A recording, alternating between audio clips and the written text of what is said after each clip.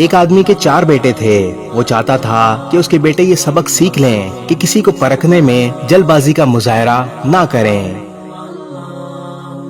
اس نے اپنے بیٹوں کو ایک سفر پر روانہ کرنے کا فیصلہ کیا اور دور دراز علاقے میں ناشپاتی کا ایک درخت دیکھنے کے لیے بھیجا۔ ایک وقت میں ایک بیٹے کو سفر پر بھیجا کہ جاؤ اور اس درخت کو دیکھ کر آؤ۔ باری باری سب کا سفر شروع ہوا۔ پہلا بیٹا سردی کے موسم میں گیا، دوسرا بہار میں، تیسرا گرمی کے موسم میں اور سب سے چھوٹا بیٹا خزاں کے موسم میں گیا۔ جب سب بیٹے اپنا اپنا سفر ختم کر کے واپس لوٹ آئے تو اس آدمی نے اپنے 4 بیٹوں کو ایک ساتھ طلب کیا اور 4 بیٹوں سے پورے سفر کے متعلق الگ الگ تفصیل کے بارے میں پوچھا۔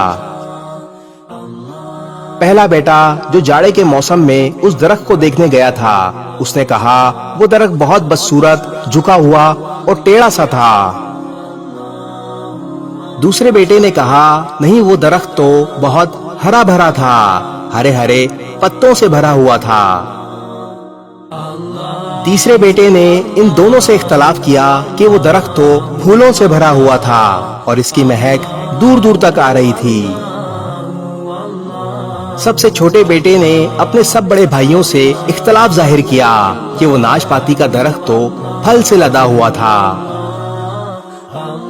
یہ سب سننے کے بعد اس آدمی نے مسکرا کر اپنے 4 بیٹوں کی جانب دیکھا اور کہا تم 4 میں سے کوئی بھی غلط نہیں کہہ رہا، سب اپنی اپنی جگہ درست ہیں۔ بیٹے باپ کا جواب سن کر بہت حیران ہوئے کہ ایسا کس طرح ممکن ہے۔ باپ نے اپنی بات جاری رکھتے ہوئے کہا تم کسی بھی درخت کو یا کسی بھی شخص کو صرف ایک موسم یا ایک حالت میں دیکھ کر کوئی حتمی فیصلہ نہیں کر سکتے۔ کسی بھی فرد کو جانچنے کے لیے تھوڑا وقت ضروری ہوتا ہے۔ کبھی انسان کسی کیفیت میں ہوتا ہے، کبھی کسی کیفیت میں۔ اگر درخت کو تم نے جاڑے کے موسم میں بے رونق دیکھا ہے تو اس کا مطلب یہ نہیں کہ اس پر کبھی پھل نہیں آئے گا۔ اسی طرح اگر کسی شخص کو تم غصے کی حالت میں دیکھ رہے ہو تو اس کا مطلب یہ ہرگز نہیں کہ وہ برا ہی ہوگا۔